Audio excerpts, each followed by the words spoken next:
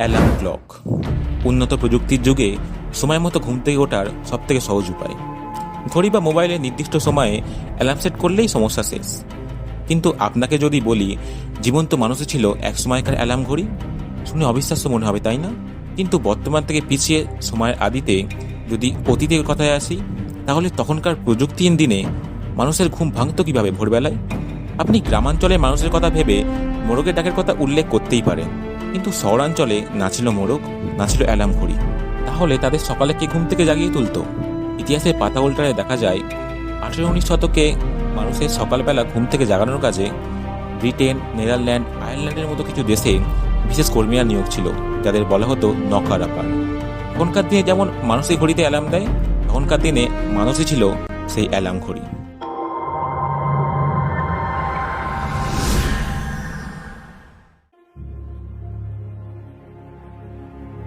আঠেরো শতকের মাঝামাঝি সময় থেকে 19 শতকের মাঝামাঝি সময় পর্যন্ত, অর্থাৎ শিল্প বিপ্লবের সময় অ্যালার্ম ঘড়ি জনপ্রিয় ছিল না এবং সেগুলি সস্তা ও নির্ভরযোগ্য ছিল না, যার কারণে এই সময় জন্ম নেয় এই নকার আপার পেশাটি। এই পেশাটি জন্ম নেওয়ার পিছনে আসল কারণ ছিল ব্রিটেনের কারখানায় কাজ করা শ্রমিকদের পক্ষে অ্যালার্ম ঘড়ি ক্রয় করা দুঃসাধ্য ব্যাপার ছিল। সেই সময়টায় শিল্পায়ন ক্রমবর্ধমান ছিল, যার জন্য কলকারখানাগুলির প্রয়োজন ছিল আরও বেশি শ্রমিক এবং আরও বেশি ওয়ার্কিং আওয়ারের। সেই সময় খুবই ন্যূনতম মজুরিতেই শ্রমিকরা কাজ করত এবং কলকারখানাগুলি কাজে যোগ দেওয়ার সময়ের ব্যাপারে খুবই কঠিন ও কঠোর ছিল। দেরির কারণে হয় তাই চাকরি চলে যাওয়া, না হলে মাইনে থেকে বেতন কেড়ে নেওয়ার ভয় ছিল। একই অল্প বেতনের চাকরি তার উপরে যদি জরিমানা দিয়ে কেটে নেওয়া হয়, তাহলে তাদের বেতনে রইবে রাখি। এই কারণেই তারা খুব ভোরে ওঠার জন্য নকার আপারদের ভাড়া করত। মূলত বড় শহর বা ব্রিটেন এবং আয়ারল্যান্ডের উত্তরাঞ্চলেই নকার আপাররা কাজ করত। প্রথমে নকাপাররা মানুষকে জাগানোর জন্য তাদের বাড়ির দরজায় ধাক্কা দিত, কিন্তু এই পদ্ধতি ছিল ভুল এবং অকার্যকর, কারণ দরজায় ধাক্কা দেওয়ার কারণে ওই পরিবারের বাকি সদস্যদেরও ঘুম ভেঙে যেত। তবে শুধু বাড়ির সদস্যই নয়, প্রতিবেশীরাও এই পদ্ধতিতে বিরক্ত হচ্ছিল, যার ফলে এই ব্যাপারে প্রতিবেশীরাও অভিযোগ করতে থাকে, কারণ তাদের কোনো প্রয়োজন ছাড়াই ভোর 5টা-6টায় ঘুম থেকে উঠতে হতো। এরপর তারা এই পদ্ধতিটি বদল করে নিয়ে আসে নতুন আরেক পদ্ধতি। এই পদ্ধতি অনুযায়ী উপরের তলায় অবস্থিত বেডরুমে থাকা শ্রমিকদের জাগানোর জন্য তারা একটি দীর্ঘ লাঠি ব্যবহার করত এবং সেই লাঠি দিয়ে শ্রমিকের জানলায় আঘাত করত। কিছু কিছু নকার আপার 2-3 বার জানালায় আঘাত দিয়ে চলে যেত, আবার কেউ কেউ জানালায় ততক্ষণ ধাক্কা দিত যতক্ষণ না সেই শ্রমিক জানালায় উঠে এসে জানালা খুলত। প্রতিদিন কমপক্ষে 100 জনকে প্রতিদিন নকার আপার জাগিয়ে তুলত।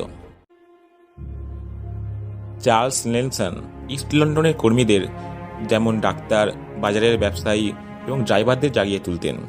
তিনি নকার আপার হিসাবে দীর্ঘ 25 বছর ধরে কাজ করেছেন। ডরিস উইগ্যান্ড প্রথম, যিনি ব্রিটিশ রেলওয়ের নকার আপার ছিলেন। তিনি শ্রমিকদের শর্ট নোটিসে জানাতেন যাদের শিফটে জরুরি প্রয়োজন ছিল। মেরি স্মিথের জাগানোর পদ্ধতি ছিল একটু অন্যরকম। তিনি ইস্ট লন্ডনে শ্রমিকদের জাগানোর জন্য শুকনো মটর ছুঁড়ে মারতেন তাদের জানালায়। সপ্তাহে তিনি 6 পেন্স আয় করতেন। বাকি সমস্ত নকার আপাররা প্রতি সপ্তাহে উপার্জন করত কয়েক পয়সা। নকার আপাররা প্রত্যেক কর্মীকে সঠিক সময় ঘুম থেকে উঠতে সাহায্য করলেও তাদের প্রতি কৃতজ্ঞ ছিল না কর্মীরা, এবং তাদেরকে কোনো রকম পাত্তাও দিল না। এমনকি মাঝে মধ্যে কর্মীরা তাদের নিয়োগ করা নকার আপারদের উপরই বালতি দিয়ে উপর থেকে জল নিক্ষেপ করত। যাদের উপর ছিল অন্যদের জাগানোর দায়িত্ব, তারা নিজেরা কিভাবে এত সকালে ঘুম থেকে উঠত? আসলে তাদের ঘুমানোর পদ্ধতি ছিল অনেকটা প্যাঁচার মতো, অর্থাৎ নকার আপাররা তাদের সকালের দায়িত্ব শেষ করার জন্য সারা রাত জেগে থাকতো এবং শেষ হয়ে যাওয়ার পর দিনের বেলায় ঘুমাতো। 1940 ও 50-এর দশকে অ্যালার্ম ঘড়ি কেনা সহজলভ্য হয়ে যাওয়ার ফলে এই নকার আপাররা তাদের চাকরি হারায়। কালের স্রোতে যাতে হারিয়ে না যায় এই পেশা, সেই কারণে 1970-এর দশক পর্যন্ত উত্তর ইংল্যান্ডের কিছু শহরে নিয়োগ করা হয়েছিল এই নকার আপারদের। সময়ের কাঁটা ঘোরে, কিছু পেশার উৎপত্তি ঘটে, কিছুর ঘরে ধ্বংস। তাই সময়ের সঙ্গে তাল মিলিয়ে চলা খুবই দরকার, না হলে কালকের সত্য আজকে অস্তিত্বহীন হয়ে যেতে পারে। শেষে উইলিয়াম পেনের একটি উদ্ধৃতি দিয়ে আজকে ভিডিওটি শেষ করছি। ভিডিওটি ভালো লাগলে লাইক, কমেন্ট করবেন এবং বেশি বেশি করে শেয়ার করুন। আর চ্যানেলটিকে সাবস্ক্রাইব করতে একদমই ভুলবেন না।